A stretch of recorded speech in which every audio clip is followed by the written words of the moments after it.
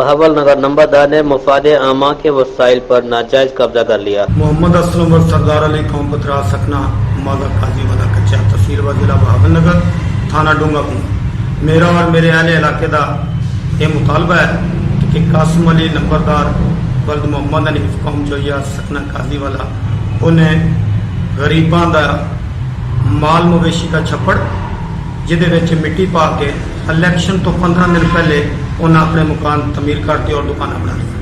और जड़ा सी पक्की डिग्गी जिदे अहले इलाके के लोग पानी भरते सन और अपने कपड़े लिगड़े धोंदे सन उन्होंने बंद करके वो मिट्टी पा के उत्ते मकान बना लिया। और जड़ा जंज घर से उन्होंने दीवार देते माल मवेशी अपना बन दिता। और वो जोड़े दरखत सन 20 तो 22 जोड़े कि सूबाई गौरमेंट के सन किसी का उन्हें कोई मुतालबा से उन्होंने कट वड़ के दे दिते और वो रकम किसी भी इदारे में जमा नहीं करी।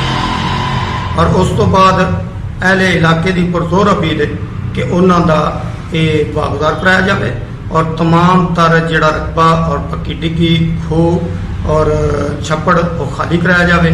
और उन्होंने कोले तकरीबन अहले इलाके के कोले 5000 तो 6000 के करीब जानवर ने जिन्हों के लिए कोई पानी पीने का जरिया नहीं।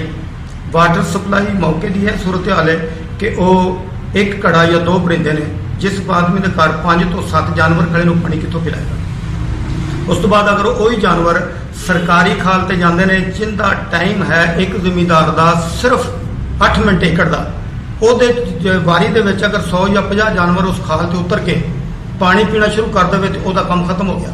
वो वारी खत्म हो गई वो पानी जानवर पी गए क्योंकि अदाफी पानी को नहीं किसी साइड पर कोई छप्पड़ नहीं है जिदे पानी पाया जाए और वो माल मवेशी जोड़ा वो अपना गुजारा कर रहे। ऐसी कोई गल नहीं। लिहाजा नंबरदार ने अपनी इजारादारी की है और इजारादारी उन्हें इस हिसाब नाल की है कि उन्हें तमाम चीज़ां पोच के उत्ते अपने मकान दुकाना बनातियां और किसी को पूछा दसिया नहीं। हुण अहले इलाका की पुरजोर अपील है कि साडा वो पक्की डिग्गी खूह और छप्पड़ और जंज घर खाली कराया जाए और जेड़े दरखत उन्होंने कट्टे ने सरकारी और उन्होंने पैसे डीसी आफत या महकमा माल जमा करा। और इस मुतलक दरखास्त दी वज़ीर आला साहब ने उन्हें दरखास्त वापस AC साहब ने भेजती DC साहब ने भेजती।